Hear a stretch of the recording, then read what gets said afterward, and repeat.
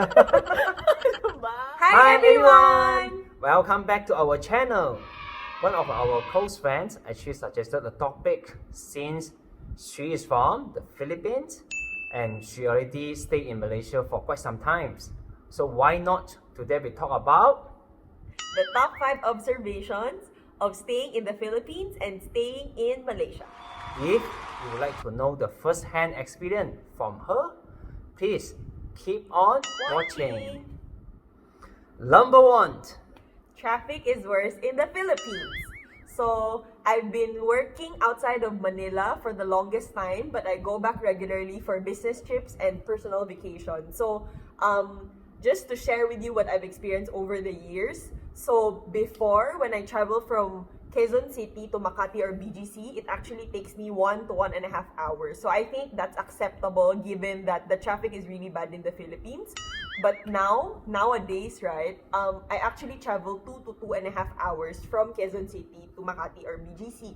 So I think the reason why it has worsened for the past few years is because the cars are more and more. Just to share with you, actually Philippines has color coding, meaning certain cars can only come out of their houses certain days. So for example, your plate number ends in 1 and 2, you actually cannot come out of the house, or the car cannot come out on Mondays. So I think they thought it would lessen the number of cars in the Philippines, but end up Filipinos actually bought more cars so that they can use it every day. So end up we didn't solve the problem, and the traffic in the Philippines became more congested. How about in KL?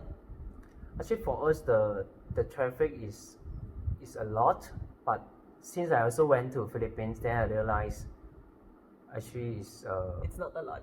yeah, actually once I came back from Philippines for holidays, then I stopped complaining about the KL traffic because the car actually is still moving.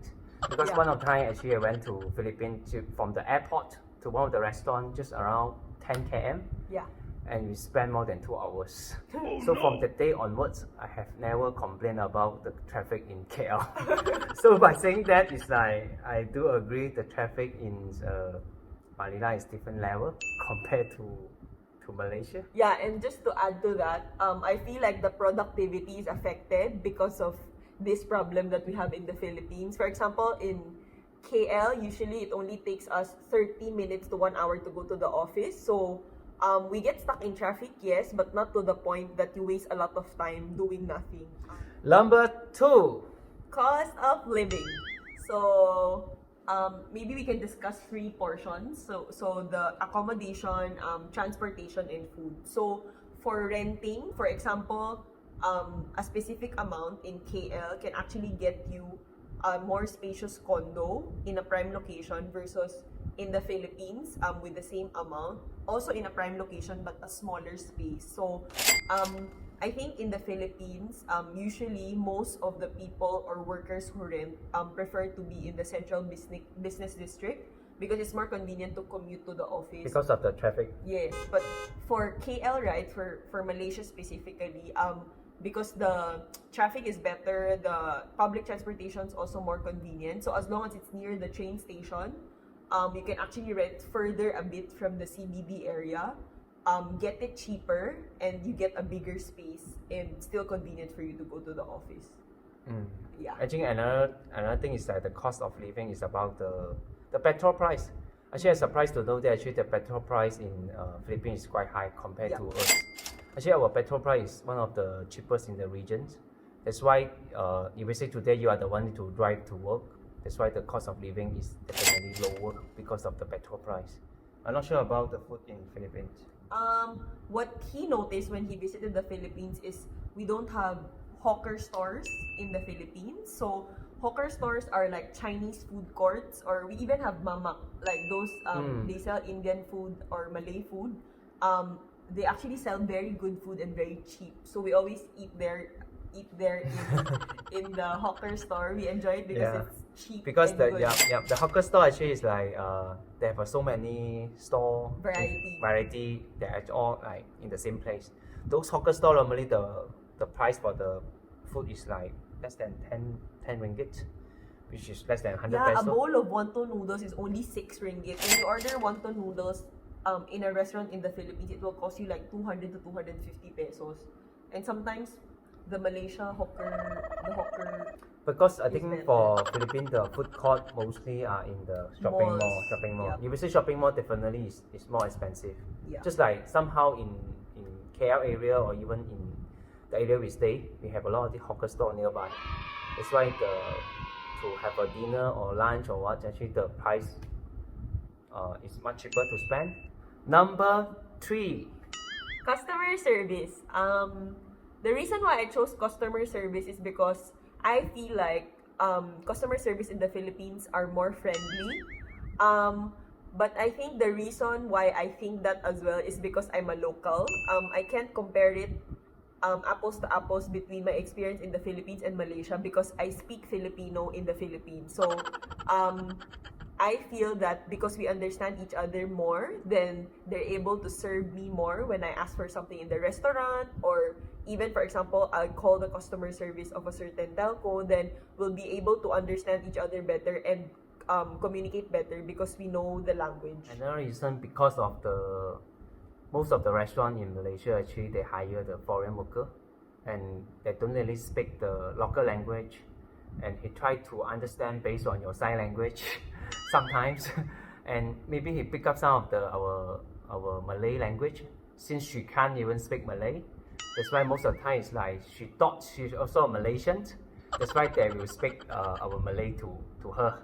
That's why the communication barrier cause the so-called the customer service is less friendly compared to when she is in Philippines. Yeah. I think that's one of the reasons. But personally, when I went to Manila, even I went to this restaurant, I do feel that the people serving us tend to be more friendly. This is what I do agree compared to my personal experience, you would say in KL. Because most people in the Philippines speak English and he's fluent in English. I think that's why it contributes to the good customer service that he experienced. But sometimes it's not about language also. I see that they are like more jolly. They try to like really keep on asking how's the food, everything. But in Malaysia, I don't think they will really ask. They will just serve you food and you pay, and that's it. If you say not good, most likely we already stand up and try to like complain. He don't really come to you to ask how's the food. Number 4. The healthcare process.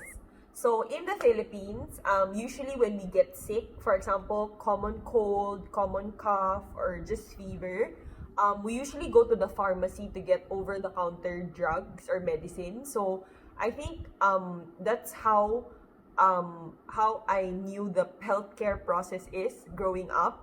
We usually go to our specialists when, for example, specifically I have a stomach ache or I know that I'm gastric. I usually have a gastric doctor, so we go to the hospital. Versus Malaysia, actually here they have a GP clinic, as they call it. So they're general practitioners, so they're general doctors. So usually when you get sick, you go to those GPs and then they'll prescribe you medicine. You also get the medicine from the clinic itself.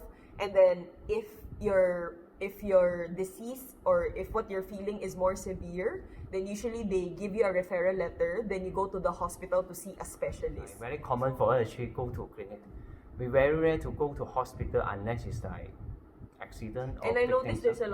there's lots of clinics around anywhere. There's like 24/7 clinics. Yeah, actually clinic just a short lot in the area is like nearby to you should have a couple of clinics. Clinic is for us is like the place we see doctor, get the medicine.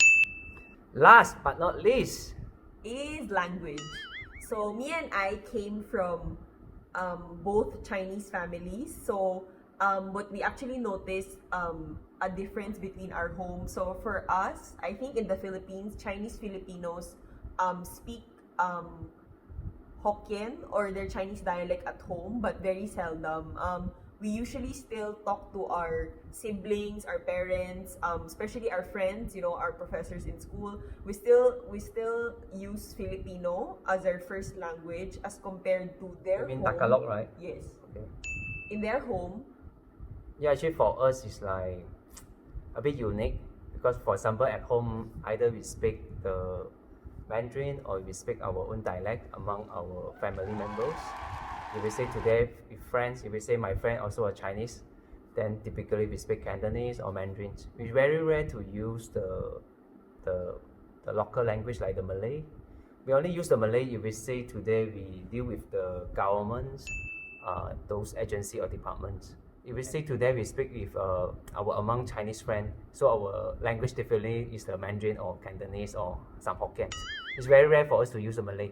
So in other hand, when I first went to Philippines, I realized that all her friends speak Tagalog. So for them, it's very common and used. That's why day one is just I think it's a practice since day one. Even in school, we came from a Chinese school, but we actually speak Filipino with our classmates and teachers. So I think that's the difference. That's why his Mandarin and his Chinese skills are much better than mine because I don't get to practice. Yeah, actually, I have a fun fact also. When she told me last time, it's like she's one of the best in terms of speaking Mandarin. When he first met us, keep on telling all my friends, say, "Oh, my Mandarin is one of the best in Philippines." But her level actually maybe just our primary school. Maybe what 7 I didn't say I'm the best. I was good in Chinese. No, you say one of the best in Manila. That's why when we see her level. But actually I'm not now actually I do agree when I went to Manila with to see her friends. I do agree her Mandarin one of the best among her friends.